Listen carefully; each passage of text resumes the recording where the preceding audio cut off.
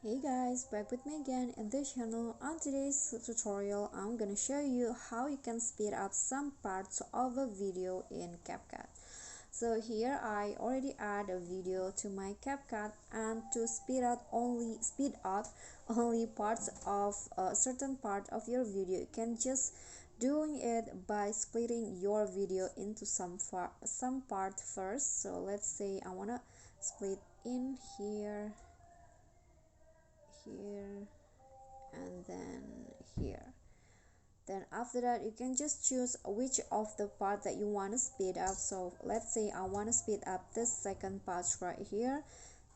Just click on Eclipse and then go to speed, choose normal, and you can just add the speed like this. Swipe it to the right, then click on the check icon, and when you play, so the speed will be changed from the original to fast speed up like this.